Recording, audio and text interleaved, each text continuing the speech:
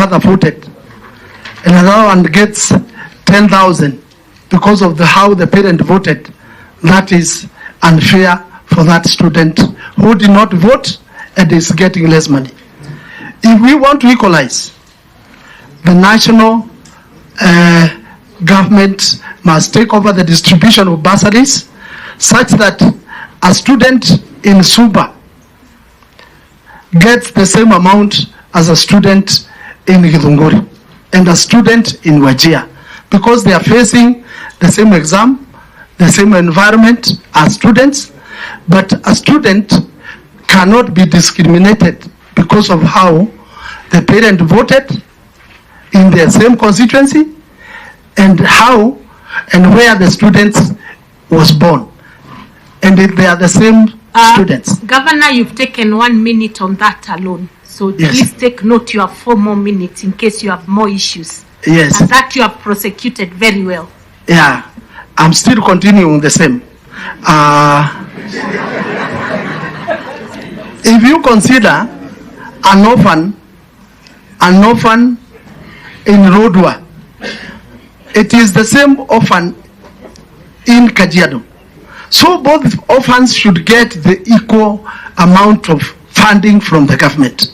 So as far as I'm concerned, and I know that is a concern to so many other people, distribution of bursaries should be given to a national body, just like the way university is given to help, so that distribution of bursaries can be national.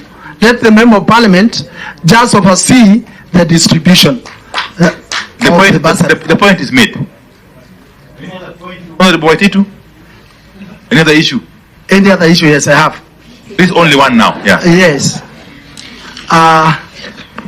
Having gone through the impeachment process as a governor, and also having been a member of parliament when the Kenya Constitution 2010 was enacted in parliament, I know very well what the initial intention of the drafters of the constitution was when the impeachment was enacted in our constitution.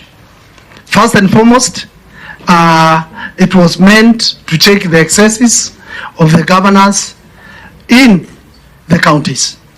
But the drafters of the constitution did not do or did not intend to hear or even to imagine that it was going to be used politically by some other leaders. But as it is now in our country, and as it happened to me, when I fall off, when I went into the bad books of the regime that was there, they drafted and planned and on how to get me out of office. And that will happen to so many other governors in future. I think there's a proposal, Governor. My proposal is... No, I'm just suggesting to you, the Yes. Council of Governors was before us. Yes. And they addressed the same issue. What they are proposing Yes. is that we tighten the nuts on the impeachment process, but also make it 2 years, was it? What were they suggesting? We cushion the governors for 2 years, at least for them from the government to perform. What would you say? My issue is different.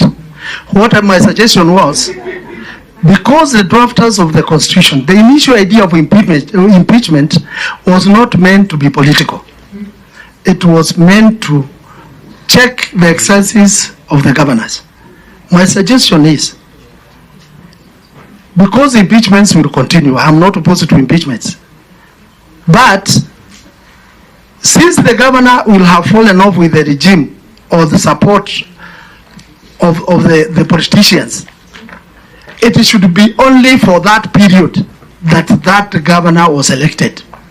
It should not be forever, because you are punished by one regime because you've fallen off with them, and they are, as it is now, as per chapter 6, you are supposed to suffer politically throughout your life. It is unfair. It's for 10 years, Governor. It's not for... No, even 10 years. Why should you suffer for 10 years while the regime that wanted you out of office is gone, and there is another regime now which is friendly to you, why should you be affected because of that regime that has